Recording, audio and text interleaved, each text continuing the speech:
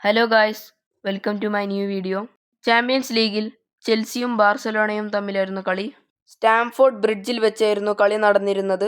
രണ്ടുപേരുടെയും ഫോർമേഷൻ 4-2-3-1 ആയിരുന്നു.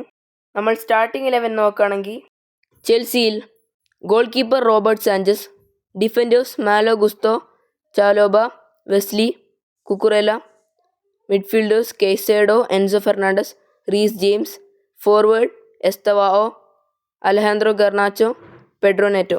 ആൻഡ് ബാർസലോണയിൽ goal keeper Joan Garcia, defenders Jules Kounde, Ronaldo Araujo, Pau Cubarsi, Alejandro Balde, midfielders Eric Garcia, de Jong, Fermin Lopez, forward Lamine Yamal, Ferran Torres, Robert Lewandowski.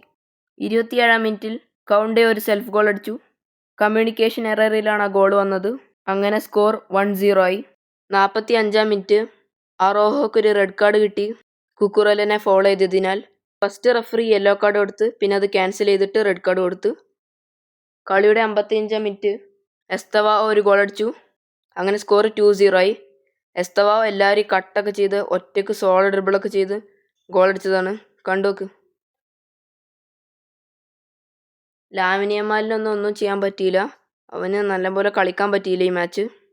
അങ്ങനെ 73-ാം minute Lyon Delap ഒരു goal അടിച്ചു. അതൊരു ടാപ്പിൻ ഗോളായിരുന്നു. പിന്നെ Chelsea അടിച്ച കുറേ goal of side ആയിരുന്നു, അത് പറയാൻ മറന്നുപോയതാ. ആൻഡ് സ്കോർ 3-0 ആയിരുന്നു. പിന്നെ ചെൽസി 13 ഷോട്ടും ബാർസലോണ 5 ഷോട്ടുമായിരുന്നു അടിച്ചിരുന്നത്. ആ കളിക്ക് ശേഷം ചെൽസി 5-ാം സ്ഥാനത്തും ബാർസലോണ 15-ാം സ്ഥാനത്തുമായിരിക്കണം. ആൻഡ് നിങ്ങൾ പ്ലീസ് ലൈക്ക് ചെയ്യുക. ഞാൻ കുറേ കഷ്ടപ്പെട്ടിട്ടാണ് വീഡിയോ ഇടുന്നത്.